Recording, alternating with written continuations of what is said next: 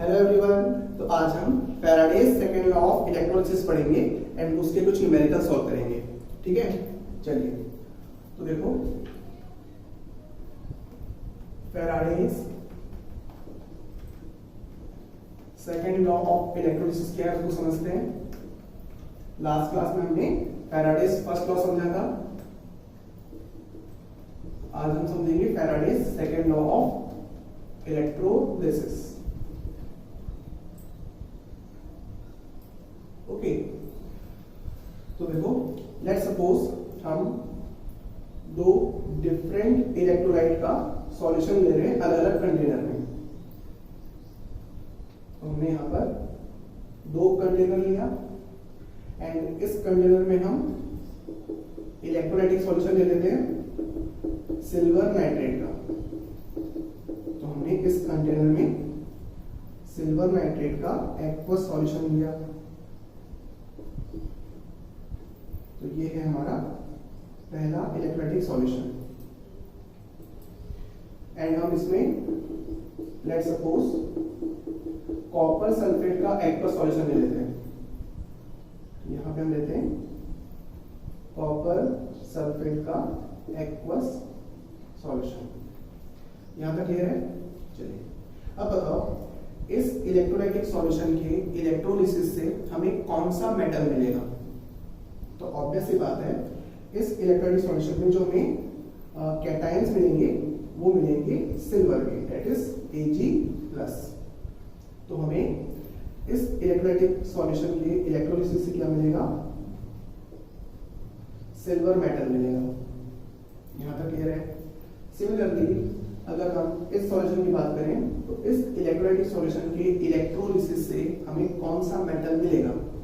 तो यहाँ पे हमें मिलेगा कॉपर, क्योंकि इस इलेक्ट्रोलाइटिक सॉल्यूशन में Cu2+ आयन होंगे। ओके, तो यहाँ पे हमें मिलेंगे कॉपर मेटल। क्लियर? तो इस इलेक्ट्रोलाइटिक सॉल्यूशन के इलेक्ट्रोलिसिस में मिल रहा है सिल्वर और इस इलेक्ट्रोलाइटिक सॉल्यूशन के इलेक्ट्रोलिसिस में मिल रहा है कॉपर। क्लियर है? अब चलिए, अब देखो फैराडे का सेकंड लॉ क्या बोलता है। वो ये बोलता है कि अगर हम इस इलेक्ट्रोलाइटिक सॉल्यूशन में Q अमाउंट का चार्ज फ्लो कराएं एंड सिमिलरली इस इलेक्ट्रोलाइटिक सॉल्यूशन में भी Q अमाउंट का चार्ज फ्लो कराएं, इट मींस हम दोनों इलेक्ट्रोलाइटिक सॉल्यूशन में सेम अमाउंट का चार्ज फ्लो करा रहे हैं। ठीक है? तो according to second law of electrolysis, the amount of substance obtained at the electrode will be proportional to their equivalent mass। Means हमें जो substance इलेक्ट्रोड पे मिलेगा उस substance का मास उस substance के equivalent मास के डायरेक्टली प्रोपोर्शनल होगा, और ये है second law of electrolysis. Okay, for example यहाँ पे हमें कैथोड पे मिलेगा सिल्वर और यहाँ पे हमें मिलेगा कैथोड पे कॉपर। ओके, और हमने दोनों सॉल्यूशन में सेम अमाउंट की इलेक्ट्रिसिटी पास कराई है, सेम अमाउंट का चार्ज फ्लो कराया है। तो हमें इस इलेक्ट्रोलाइटिक सॉल्यूशन में जो सिल्वर का मास मिलेगा वो सिल्वर के इक्विवेलेंट मास के प्रोपोर्शनल होगा, और इस सॉल्यूशन में जो कॉपर का मास मिलेगा वो कॉपर के इक्विवेलेंट मास के प्रोपोर्शनल होगा। ठीक है? तो ये है second law of electrolysis and ये लॉ आगे चल के और आप लोगों को समझ में आएगा। क्लियर है यहां तक? तो पहले तो मैंने आप लोगों को यहाँ पे सेकेंड लॉ ऑफ इलेक्ट्रोलिसिस का स्टेटमेंट बताया। तो स्टेटमेंट क्या है? इफ सेम अमाउंट ऑफ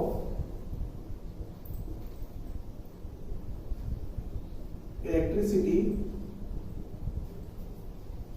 और charge is flow through two or more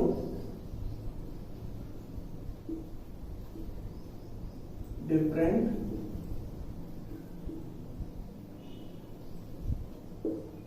electrolytic solution,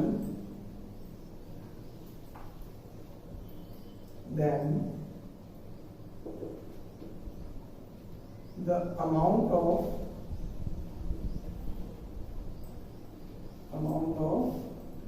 substance in gram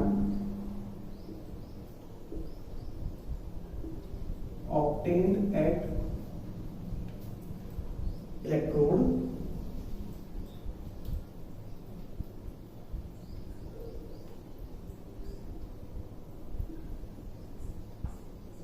will be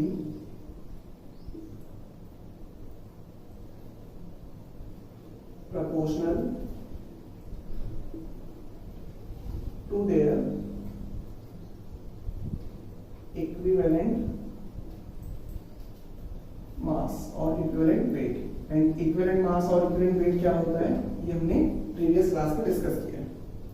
clear है सभी को? चलिए फिर देखो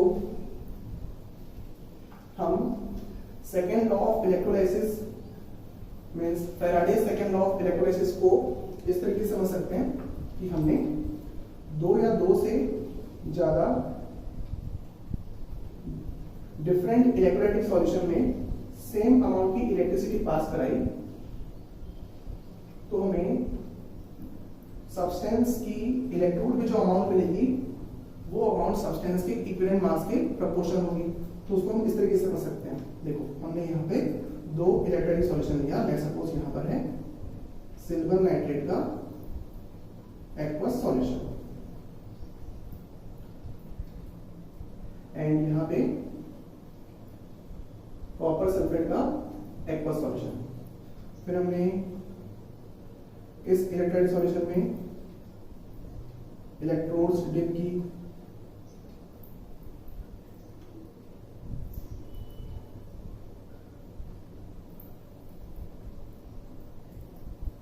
एंड सिमिलरली इस इलेक्ट्रोलाइटिक सॉल्यूशन में भी हमने इलेक्ट्रोड डिप की है. अब हम इन दोनों इलेक्ट्रोलाइटिक सॉल्यूशन को एक्सटर्नल सर्किट से कनेक्ट करेंगे सीरीज में. ठीक है, तो यहां से एक्सटर्नल वायरिंग के थ्रू ये एक्सटर्नल बैटरी ये एक्सटर्नल वायर एंड ये दोनों इलेक्ट्रोड आपस में वायर से इंटर कनेक्टेड है. क्लियर? तो ये यहाँ पे नेगेटिव ये पॉजिटिव. तो ये नेगेटिव इससे जुड़ा हुआ ये नेगेटिव और ये पॉजिटिव. फिर ये नेगेटिव और ये पॉजिटिव. इस टाइप का सिस्टम है या फिर इस टाइप का अरेंजमेंट है. क्लियर है? यहाँ तो हमने यहाँ पर दो इलेक्ट्रोलाइटिक सॉल्यूशन को सीरीज में कनेक्ट कर दिया. तो ऑब्वियस सी बात है इलेक्ट्रॉन का फ्लो इधर से इधर होगा एंड करंट का फ्लो इधर से इधर होगा. ठीक है, इतना तो आप लोग फिजिक्स में पढ़ते हो. तो हमने दो इलेक्ट्रोलाइटिक सॉल्यूशन को अगर सीरीज में कनेक्ट किया तो ऑब्वियस सी बात है दोनों इलेक्ट्रोलाइटिक सॉल्यूशन में सेम अमाउंट का इलेक्ट्रिक करंट फ्लो होगा सेम टाइम के लिए. दैट मींस दोनों इलेक्ट्रोलाइटिक सॉल्यूशन में सेम अमाउंट का चार्ज फ्लो होगा. तो अगर ऐसा होगा तो हमें इलेक्ट्रोड्स पे जो सब्सटेंस मिलेंगे वो सब्सटेंस उन सब्सटेंस के इक्विवेलेंट मास के डायरेक्टली प्रोपोर्शनल होगा. जैसे कि अभी हमने डिस्कस किया था कि इस पर्टिकुलर इलेक्ट्रोलाइटिक सॉल्यूशन में हमें जो मेटल मिलेगा वो क्या मिलेगा? सिल्वर मिलेगा. और सिल्वर कहाँ मिलेगा?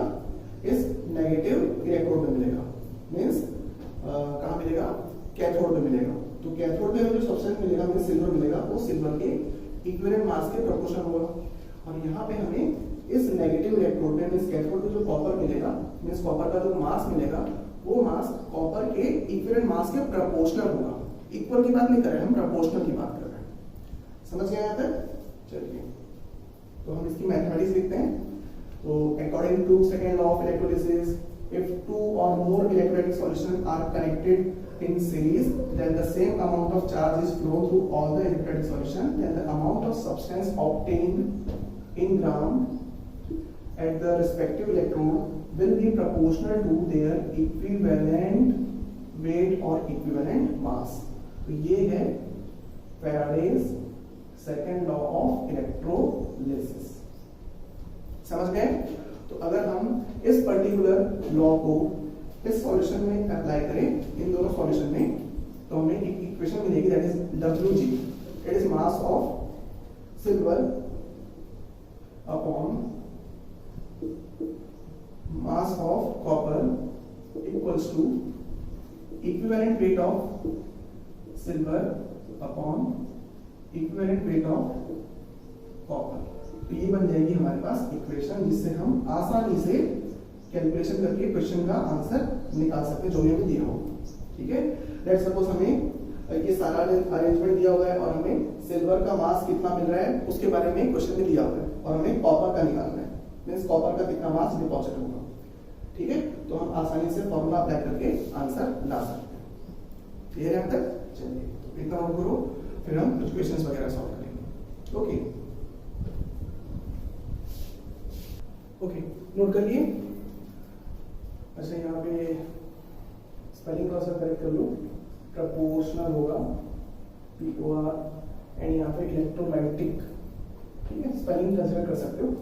अच्छा, इसको आप लोग और भी तरीके समझ सकते हो by using first law of electrolysis. तो फर्स्ट लॉ ऑफ इलेक्ट्रोलिसिस के थ्रू भी इस लॉ को समझ सकते हो। तो वो कैसे, तो देखो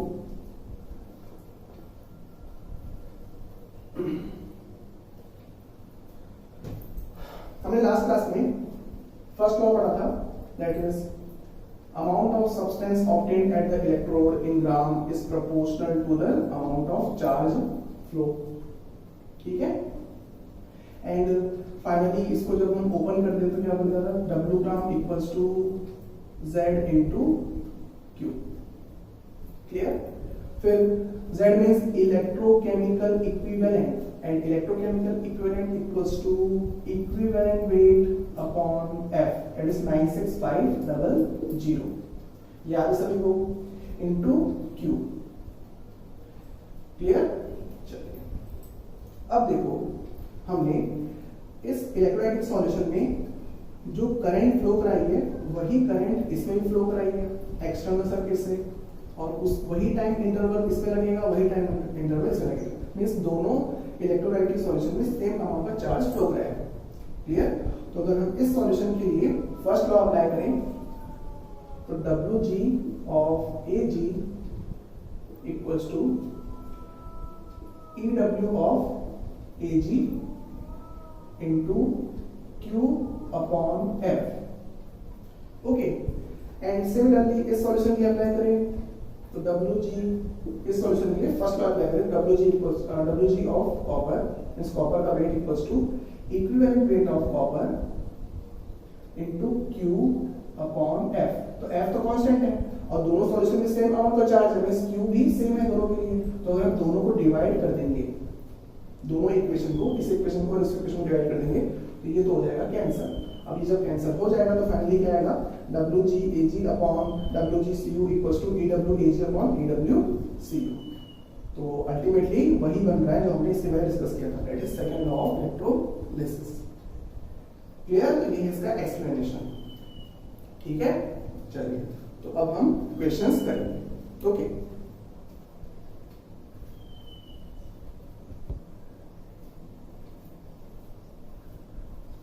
तो देखो ये क्वेश्चन है, बना कर देखते हैं। Same amount of electric current is passed through the solution of silver nitrate and HCl if 1.08 gram of silver is obtained in the first solution and the amount of hydrogen liberated at STP in the second solution।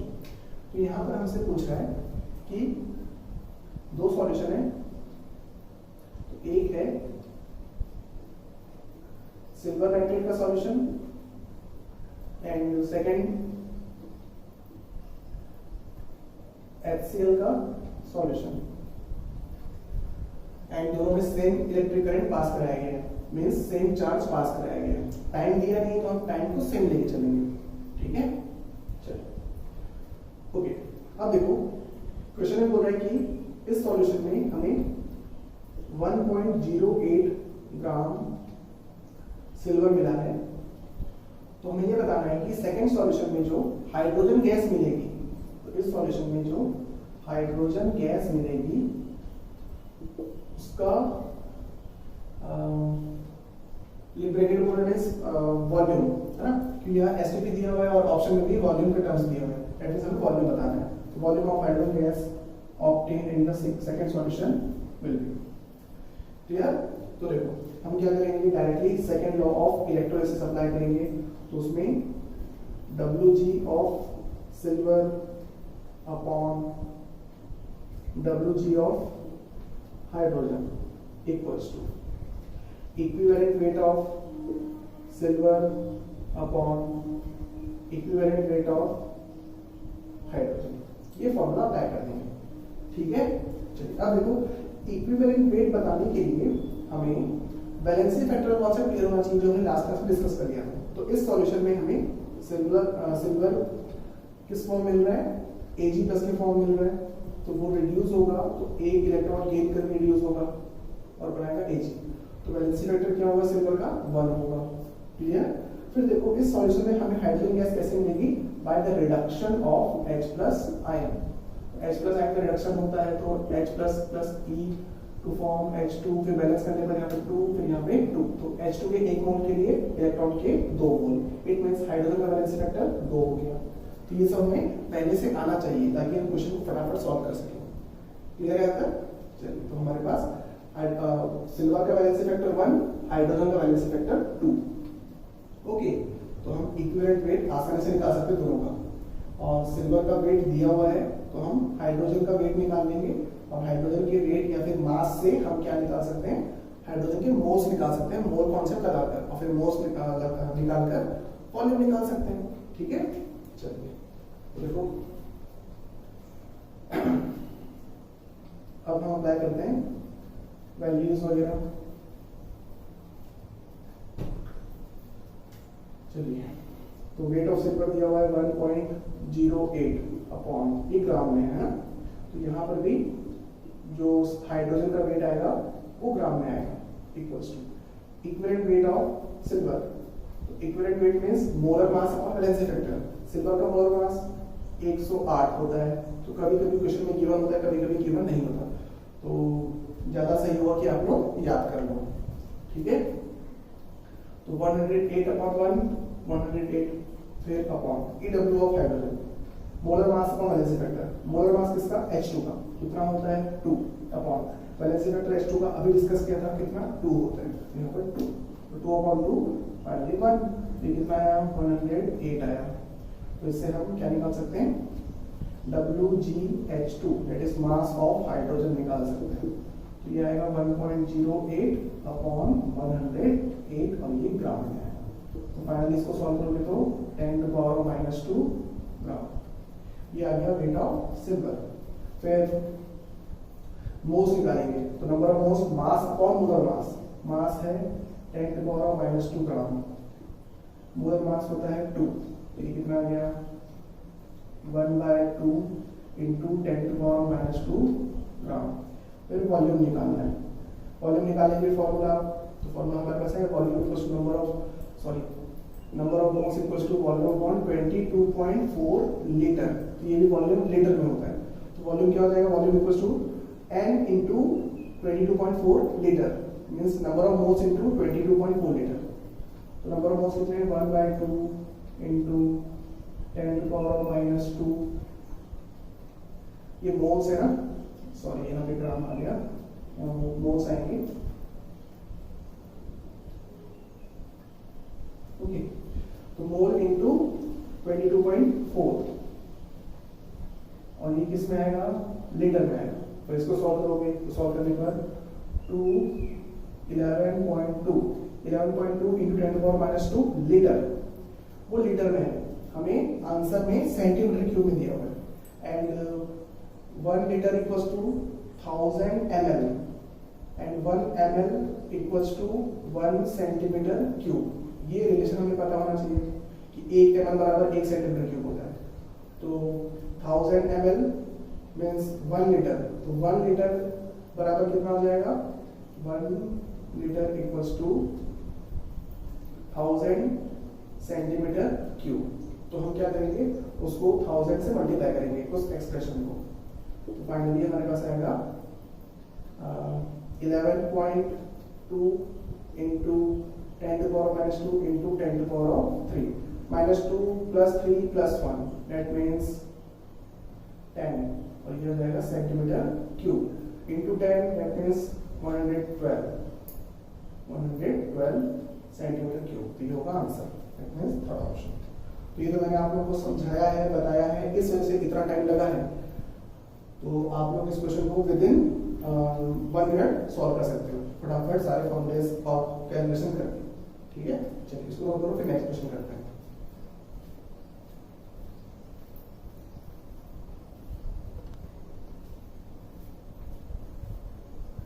अब इस question को आगे देखो। Question है W gram of copper is deposited in a copper voltameter. Voltameter means जिसमें या फिर ऐसा इंस्ट्रूमेंट या फिर ऐसा डिवाइस जिसमें कॉपर ऑब्टेन किया जा रहा है। ओके, तो वोल्टामीटर में electric current of 2 ampere is passed for 2 hours.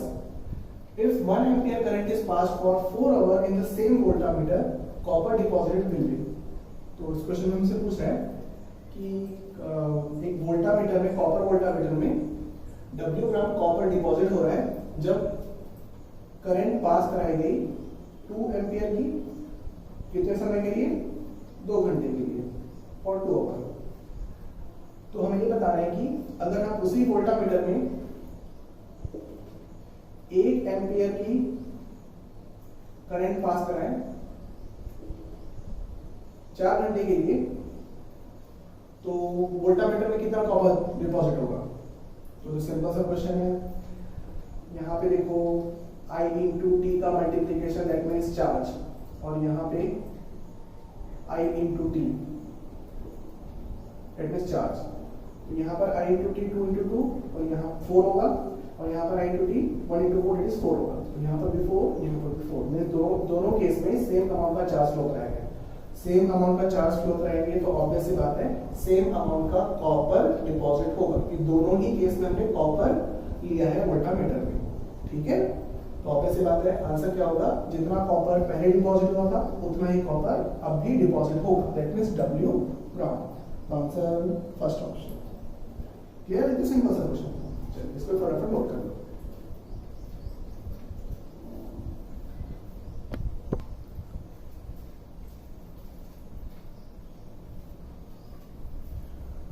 इस क्वेश्चन को देखो। In the electrolysis of H2O, 11.2 liter of hydrogen liberated at cathode at STP, how much oxygen will be liberated at anode under the same condition? तो यहाँ पर question में बोल रहा है कि H2O के इलेक्ट्रोलिसिस में अगर हमें कैथोड पे एट कैथोड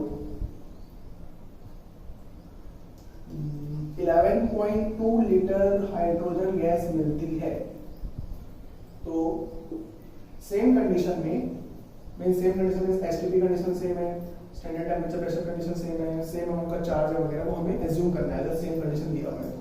ठीक है, तो बताना है कि एट एनोड पे ऑक्सीजन गैस कितनी मिलेगी और उसका भी वॉल्यूम निकालना है हमने। नहीं, ऑप्शन में तो कुछ वॉल्यूम दिया हुआ है और मास भी दिया हुआ है, खैर कोई बात नहीं, हम निकाल लेते हैं। तो यहाँ पर हम क्या लगाएंगे? सेकेंड ऑफ इलेक्ट्रिसिटी लगाएंगे क्वेश्चन को फटाफट सॉल्व करने के लिए। तो W gram of oxygen upon W gram of hydrogen equals to equivalent weight of oxygen upon equivalent weight of hydrogen. Okay, चलिए तो एक क्वेश्चन में आ गया अपना upon W gram of hydrogen, hydrogen का कितना मास मिला है, तो यहाँ पर क्वेश्चन में हमें वॉल्यूम दिया हुआ है। ठीक है, तो हम एक काम कर सकते हैं, इस वॉल्यूम को कन्वर्ट कर सकते हैं किसमें? नंबर ऑफ मोल्स में, और फिर नंबर ऑफ मोल्स से मास निकाल सकते हैं। ठीक है, या फिर हम इस फॉर्मूले को नंबर ऑफ मोल्स में कन्वर्ट कर सकते हैं। ठीक है, तो वो कैसे, उसको देख लो एक बार। चलिए, यहाँ पर मास है ना हमारे पास, तो उस मास को हम मास के टर्म्स को वॉल्यूम के टर्म्स में कन्वर्ट करेंगे। तो हमारे पास फॉर्मूला है नंबर ऑफ मोल्स का mass upon molar mass equals to, in terms of volume number of moles equals to volume upon 22.4 litre. ठीक है, तो number of moles mass upon molar mass equals to volume upon 22.4। तो W क्या आ गया? Volume into mm upon 22.4। ठीक है, तो W की जगह क्या रख सकते हैं अपन? Volume into mm upon 22.4। Similarly यहाँ पर भी रख सकते हैं वॉल्यूम इनटू mm अपॉन 22.4। ठीक है, चलिए तो नया फॉर्मूला बना लेते हैं हम। अब 22.4 दोनों में कैंसिल हो जाएगा, तो फाइनली क्या बनेगा, volume into mm of O2 upon, देखो W की जगह ये आ गया, इनटू अपॉन 22.4 क्यों नहीं लिख रहे हैं, क्योंकि फाइनली इस पर अगर हम यहाँ पे भी 22.4 लिखेंगे तो वो आपस में कैंसिल हो जाएगा, तो लिखने की कोई खास आवश्यकता नहीं है। W into mm of H2 equals to equivalent weight of O2 upon equivalent weight of H2। तो सबसे पहले ये फॉर्मूला नोट कर लो ताकि आपके पास एक और फॉर्मूला आ जाएगा। क्लियर?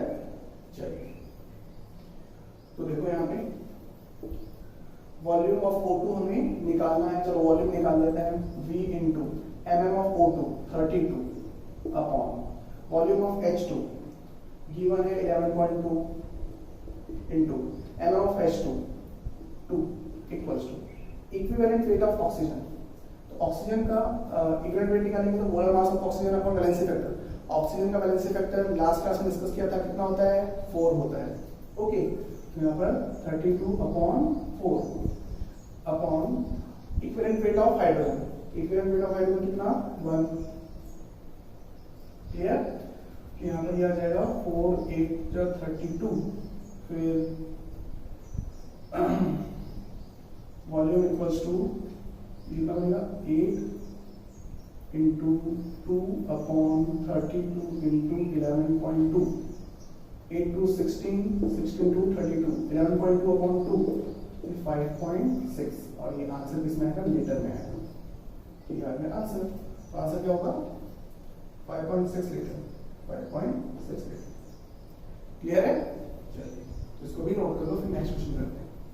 ओके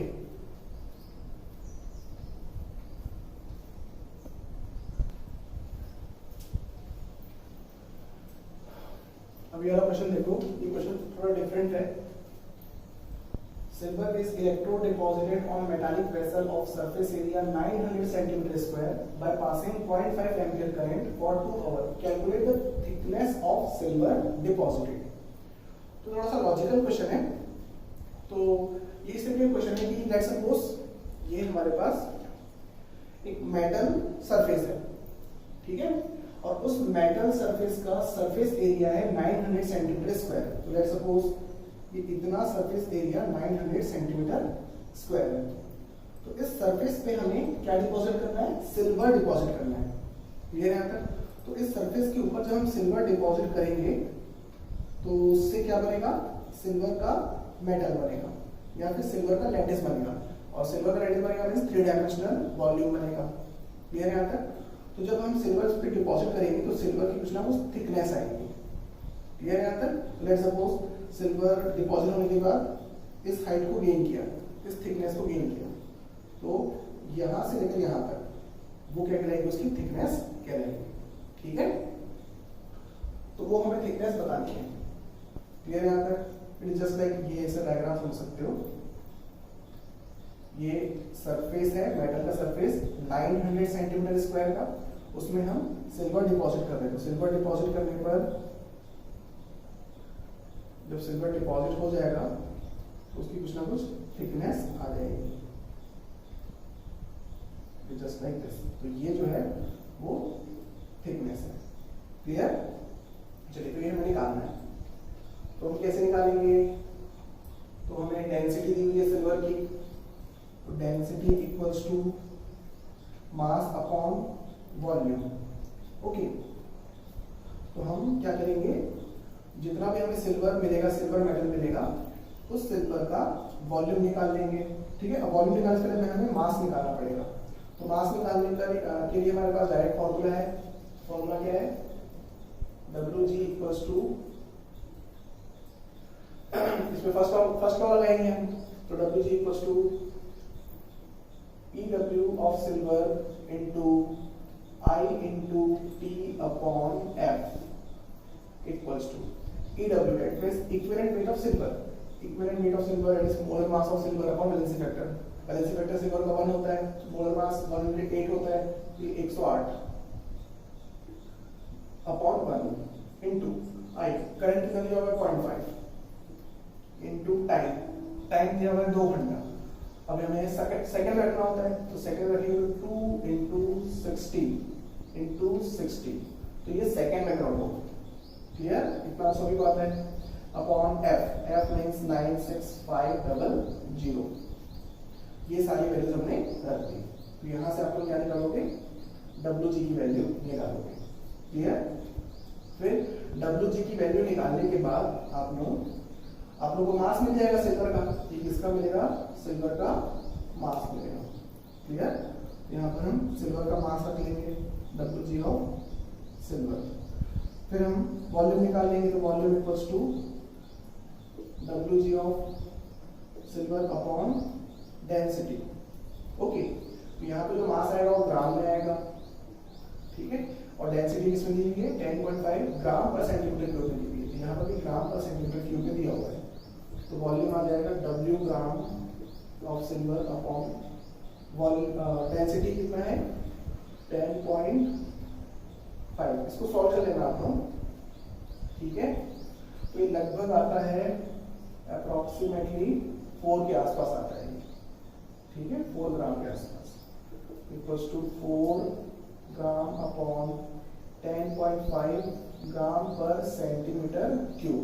ग्राम कैंसल, ये आ जाएगा 4 अपॉन 10.5 सेंटीमीटर क्यूब। ये आ गया वॉल्यूम। ठीक है, अब देखो ये जो हमें सिल्वर मिलेगा पूरा,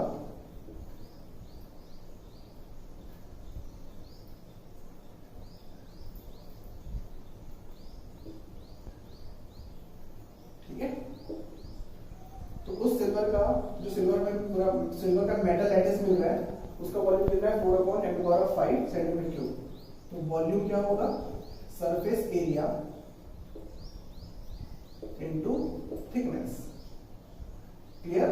तो हम यहाँ से थिकनेस निकाल लेंगे, क्योंकि सरफेस एरिया तो हमने दिया हुआ है 900 सेंटीमीटर स्क्वायर और वॉल्यूम हमने निकाल लिया। तो T equals to V upon A, that is area, volume upon area. और जो आंसर आएगा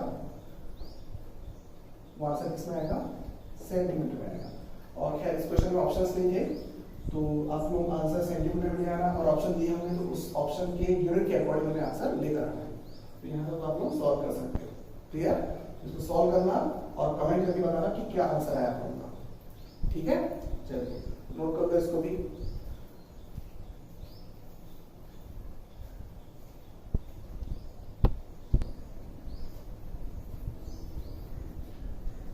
ओके, अब इस क्वेश्चन को बनाते हैं। ये क्वेश्चन थोड़ा सा डिफरेंट है।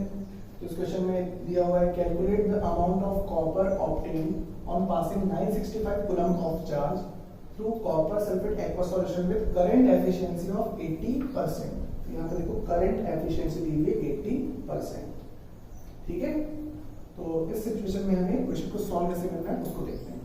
तो पहले हम क्या करेंगे, नॉर्मली जैसे क्वेश्चन को सॉल्व करते हैं वैसे करेंगे।